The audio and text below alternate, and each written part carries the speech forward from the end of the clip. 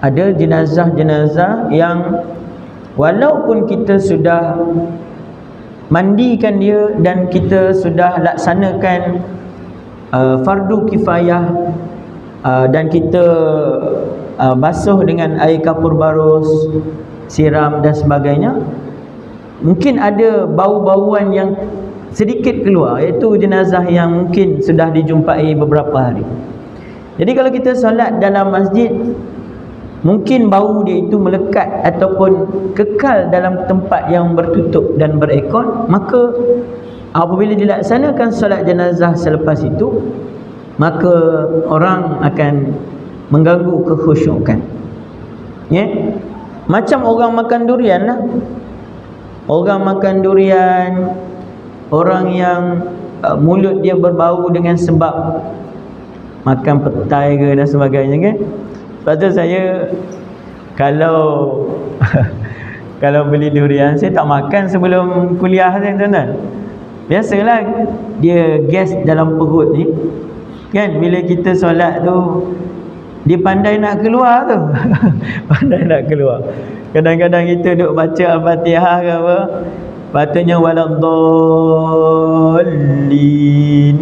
patutnya bunyi amin, dia tak bunyi amin, dia bunyi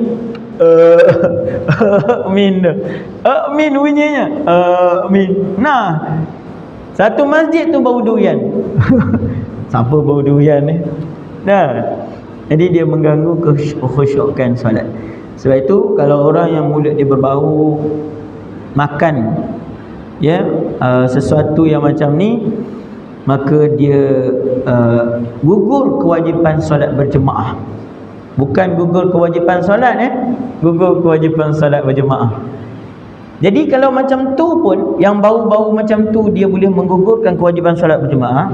Jadi dalam yang saya sebut sebagai solat jenazah dalam masjid, maka kita pastikan tidak ada sesuatu yang boleh mengganggu daripada bau mayat tersebut. Tapi kalau mayat-mayat itu ialah mayat-mayat yang biasa, meninggal sebab biasalah, sakit jantung, meninggal sebab yang biasa, kok insiden ke apa kan, maka jenazah ini afdal solat di tempat solat berjemaah dilaksanakan. Masa Sayyidatina Aisyah dulu, ada sahabat Nabi yang disolatkan di luar, lalu Sayyidatina Aisyah minta masukkan mayat itu. Mula-mula sahabat enggan. Lalu Aisyah memberitahu tentang kelebihan solat di dalam masjid. Dan kita tahu Sayyidatina Aisyah, isteri Nabi ni adalah seorang periwayat hadis, kan? Maka sahabat yang dekat luar letak jenazah tu, dia masukkan jenazah sahabat di dalam kawasan masjid. Okay? Ini saya banyak sebut. Saya maklum ada beberapa masjid yang dia solat jenazah di dalam, ada tu sebahagiannya dia solat jenazah dalam bilik mandi jenazah. Lalu saya terfikir, mungkin mayat ini mungkin dia ada keuzuran tertentu. Saya cuba bersangka baik. Sebab kalau tuan-tuan fikir, bilik pengurusan jenazah bukannya jauh sangat dengan masjid. Tak mungkin kalau masjid ni dekat Masjid Firdaus, bilik pengurusan jenazah sebelah survey tu. Ya betul, jauh juga tu. Sebelah survey buat satu bilik mandi jenazah. Tak mungkin lah kan, tak logik lah nampaknya. Biasanya bilik pengurusan jenazah tak jauh dari tempat solat. Okey. Jadi saya bersangka baik, mungkin mayat-mayat tersebut tu ada keuzuran tertentu, yang tak dapat dibawa dalam masjid. Ini tak apalah. Tapi kalau jenazah-jenazah yang normal dan sebagainya, maka tuan-tuan dengar betul-betul apa yang saya sebut ni. Jangan sebab itu bukan jenazah saudara kita, jangan sebab itu bukan jenazah ahli keluarga kita, kita solatkan di tempat di luar kawasan masjid. Mungkin dekat dewan belakang tu ke, mungkin dekat dalam bilik jenazah ke, yang tak ada keusulan, mari bawa dia dalam masjid, mari bawa dia di tempat solat fardu yang kita selalu laksanakan. Ini afdal. Dan saya ingin berpesan juga, kalau jenazah-jenazah ini dibawa menggunakan keranda, dan saya mohon sangat-sangat supaya kaki keranda itu bersih daripada lumpur dan tanah kubur. Kadang-kadang keranda yang sama diangkat masuk van jenazah, dan keranda yang sama diangkat pergi ke kubur, lalu diletakkan di atas tanah, dan bila ada jenazah yang lain diletak atas keranda, diangkat masuk dalam masjid, alas dia punya tapak itu tapak yang sama kena tanah. Tolong jaga kemuliaan tempat solat. Macam ada satu tempat, kalau saya tak salah, di Negeri Sembilan, pihak masjid dia sediakan satu tempat khas. Dia macam orang berkemah tu. Orang berkemah tu kan dia ada macam tempat baring tu kan. Ini dia jenis boleh tutup buka. Lalu jenazah-jenazah ini dia letak dekat atas tu lah. Jadi ini khas untuk solat dalam masjid. Macam tu. Dia nak jaga kemuliaan dan kebersihan lah. Tak apa kalau pun tuan-tuan nak bawa masuk keranda tersebut, yang keranda ni sama masuk bilik dalam van jenazah, dan keranda sama dibawa pergi ke tempat tanah perkuburan, diletakkan di sebelah kubur, boleh, tapi pastikan bahagian kaki itu tuan-tuan bersihkan, sebab dikhawatiri tanah-tanah itu kan. Biasalah.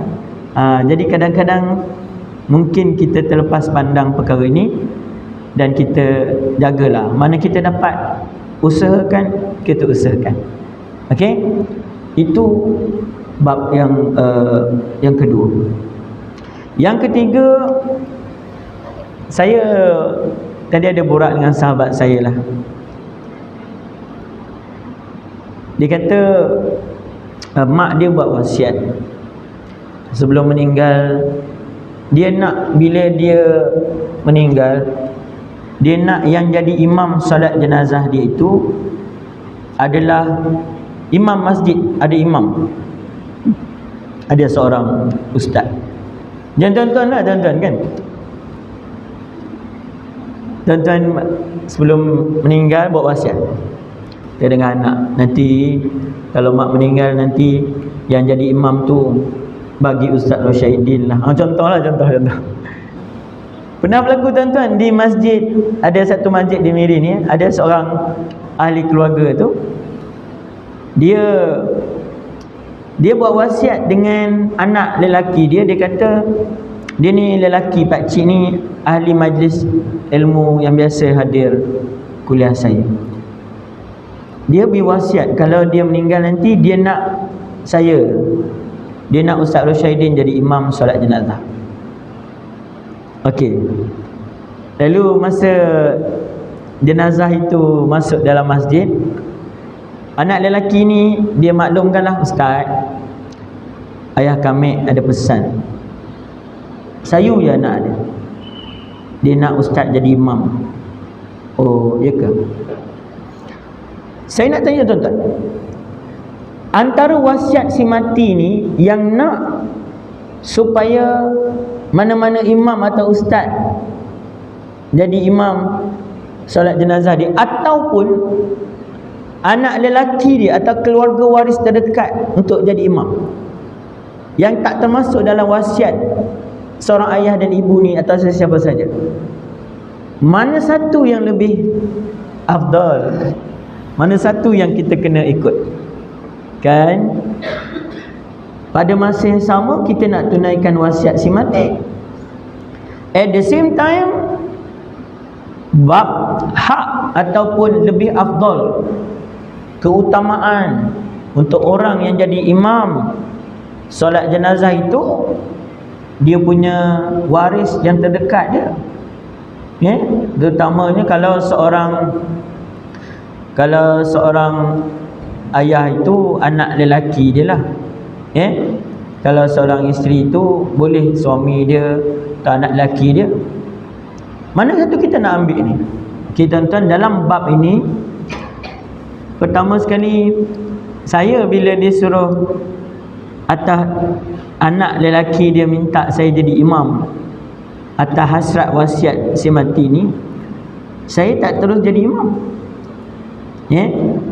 Saya tanya kepada keluarga lah. Keluarga si mati tu lebih afdal sebenarnya. Walaupun ni wasiat, ini wasiat tak wajib ikut. Ini wasiat tak wajib diikuti. Tapi kalau saya tanya dulu, ada sesiapa ahli keluarga nak jadi imam ke? Tak apalah ustaz. Bila dia serah kepada saya, betul ke ni? Betul. Baru saya jadi imam. Macam tu dia. Dia sebenarnya keutamaan itu kepada waris. Kepada waris. Kenapa? Sebab solat jenazah ini doa. Doa untuk si mati. Lepas kita takbir pertama, baca Al-Fatihah. Tak perlu baca doa iftitah. Kalau kita solat jenazah, jangan pula kita memandai-mandai baca doa iftitah. Allahu Akbar kabira, boy, nak kata dia hebat. Allahu Akbar, Allahu Akbar kabira. Ayuh. Jangan. Macam tak ada talqin untuk jenazah kanak-kanak. Jangan pula talqin untuk jenazah kanak-kanak. Sebab itu kalau ada kanak-kanak meninggal, tanya dengan mak dia, dah balik ke? Kalau dia sudah balik, baru kita talqinkan dia. Okey? Kalau dia kata hanya si balik lagi ustaz, dah tak payahlah talqin. Lagilah kalau jenazah baby kanak-kanak kan, takkan nak talqin. Wahai baby, boleh akan datang kepada kamu dua malaikat. Ada pula macam tu. Jangan. Ni penting ilmu lah. Jadi dalam bab tadi tu kan, maka yang lebih afdal ialah waris terdekat dia. So bila kita solat jenazah, kita doa. Kita baca terus selepas takbir pertama Al-Fatihah. Angkat takbir yang kedua, Allahu Akbar. Sebab itu saya ada kongsi dengan jawatankuasa masjid, ada satu fish tale step by step solat jenazah untuk makluman semua orang. Sebab solat jenazah bukan setiap hari. At least adalah di tayang, ada diangkat pistol tu, letak kat situ, letak kat depan tu. Sementara nak tunggu mandi jenazah tu, dapat juga ilmu. Lepas tu ustaz ada orang tanya, kalau letak kat depan ni kan, ni jenazah, letak kat depan, boleh tak? Apa salahnya? Waktu takbir tu, dia tengok mata tu, Allahu Akbar. Dia baca tu. Macam tu. Dia baca dan dia buat. Tidak menjadi masalah. Terutama kalau yang jadi imam, kamek si pandai jadi imam, kamek si pandai jadi imam, tak boleh letakkan depan. Itu boleh tengok. Kalau dia kata tak pandai, dia boleh belajar. Tapi kalau dia kata kamek si dapat sebab terlalu sedih, tu lain ceritalah. Kalau orang terlalu sedih, ada macam sahabat saya, dia kematian isteri yang sangat dia sayangi. Pada sahabat saya itu seorang ustaz. Dia seorang ustaz. Ahli keluarga lain tak ada. Tunggu dekat kampung halaman, nak dibawa ke bumi jauh. Jadi dia kata dengan saya, ustaz, dia tak kisah tak, dia kata, Syekh yang tak jadi imam, Syekh, anak tak dapat. Dia ustaz juga, anak tak dapat. Okeylah, hasrat dia, saya jadi imam masa tu. Okey? Jadi bolehlah kita paparkan fistil itu untuk makluman. Dan kemudian lepas takbir yang kedua itu, kita selawat ke atas Nabi. Paling ringkas, takkan tak hafal selawat Allahumma salli ala Muhammad. And the best selawat is selawat tahiyat akhir sampai fil alamin innaka hamidum majid. Itu hafal lah, memang kita hafal. Baca je.